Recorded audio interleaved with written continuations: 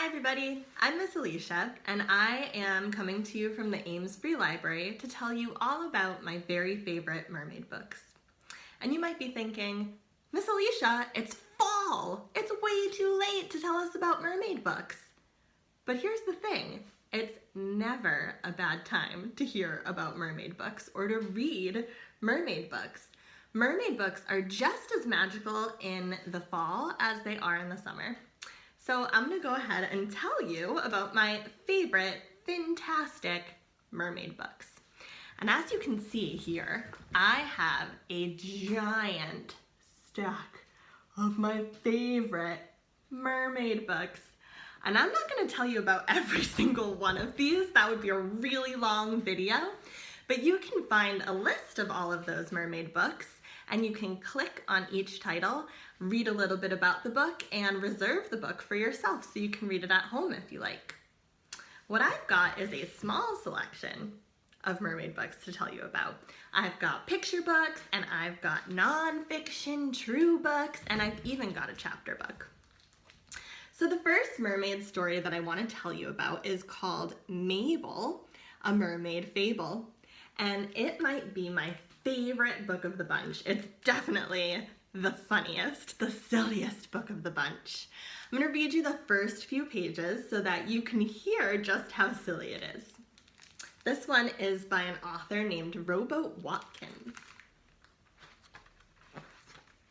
So Mabel, a Mermaid Fable.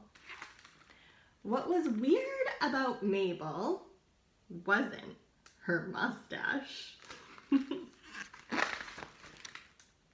Her dad had a mustache, and her mom had a mustache. Her big sisters had matching mustaches. Even her baby brother had a tiny little baby mustache. What was weird about Mabel was... I'm not going to tell you. You're gonna have to read to find out. But this is a really silly mermaid book about mermaids with mustaches. And it has a nice message about how it's not a bad thing to be weird. It's kind of cool to be weird. So that's Mabel, the Mermaid Fable by Rowboat Watkins. And the next book I'm gonna tell you about is also a picture book. This one is called The Sea Tiger, and it's by Victoria Turnbull. So I like this one because when you think of mermaids, sometimes people will say, oh, mermaid books, mermaids, that's a girl thing. But you know what? It's not a girl thing. Mer people can be all different types of people. They can be girls or boys. They can be anything they want to be. So this one is The Sea Tiger, and it just happens to be about a mer boy and his sea tiger. And I like this one because the story is about how the sea tiger is very shy. You wouldn't expect it, right? Tigers are loud and they have stripes and they're big, but the sea tiger is very shy, and the mer boy helps the sea tiger to be brave and to roar loudly. How does that work underwater? And to make friends. So this one is The Sea Tiger. It's by Victoria Turnbull, and it stars a mer boy. This next one here is amazing. This one is called The Ocean Calls, and it is written by Tina Cho and illustrated by Jess X Snow. And I love this one because it's a real story. It's about real life mermaids. It's about girls and women in Korea who are basically real life mermaids anyway. They can hold their breath for a really long time. Much longer than I can hold my breath anyway. And they can go underwater deep, deep, deep in the ocean and find sea creatures like squids and abalone and all sorts of cool fish, and they bring them up from the depths of the ocean and they use them to feed their families and to make lots of money. So this one is called The Ocean Calls, and it's about amazing real life mermaids in Korea. I'll show you some of the illustrations too because they're really gorgeous. You can see all of the beautiful colors. trying to find my favorite picture of a sunset to show you. Oh, this is one of them for sure.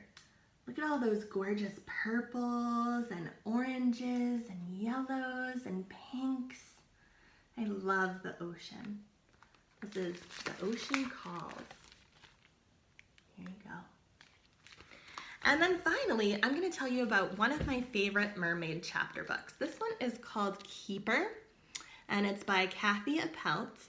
And I'm going to read you a little bit about it, and then the first few pages, you can see if this is something you might want to read at home, or you might want to read together as a family. Here we go. Blue moon, magic moon, good for wishing. To 10-year-old Keeper, this moon is her chance to fix all that's gone wrong. And so much has gone wrong. But she knows who can make things right again. Maggie Marie, her mermaid mother, who swam away when Keeper was just 3. A blue moon calls the mermaids to gather at the sandbar, and that's exactly where Keeper is headed, in a small boat in the middle of the night, with only her dog, Beatty, best dog, and a seagull named Captain. When the riptide pulls at the boat, tugging her away from the shore and deep into the rough waters of the Gulf of Mexico, panic sets in, and the fairy tales that lured her out there go tumbling into the waves. Maybe the blue moon isn't magic, and maybe the sandbar won't sparkle with mermaids, and maybe, oh no, maybe it's just too difficult to bear. It says that this is a story about, capturing the crash and echo of the waves and the dark magic of the ocean. So this sounds like it might be sort of a sad story, but it's got a lot of happiness in it too, and a lot of magic. So it starts out with Keeper, that's the 10-year-old girl in the story, having a very bad day. Here we go, chapter 1. Keeper leaned over the edge of the boat. In the darkness of the night, she glared at the black surface of the water. "You stupid crabs!" she sputtered as she said it. Keeper knew that Signe would be mad if she heard her use that word, stupid. But it was the only one that seemed to fit, so she said it again, this time with more force. "Stupid!" She hoped the not allowed word would sink down to the bottom of the pond and etch its way into the crab's hard shells. She couldn't see them, but she knew they were down there, scuttling along the bottom of the pond.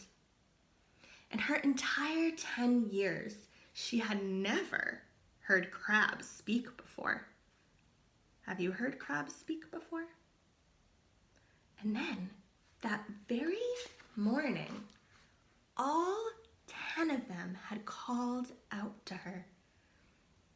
Those 10 crabs had turned this whole day into a disaster. Stupid, stupid, stupid crabs! Keeper checked the rope that held her boat to the pier. It was still too tight to untie it. She needed the moon to rise, which would make the tide rise. Then the boat rise, which would make the rope go slack, which would mean that she could untie the knot, which would mean she could set her plan into action, her perfect plan. "Come on, moon," she implored. Didn't it know she was in a hurry? As soon as she said the word moon, she chewed her bottom lip. So much had depended upon tonight's moon, a blue moon, second full moon of the month. First, Signe's gumbo.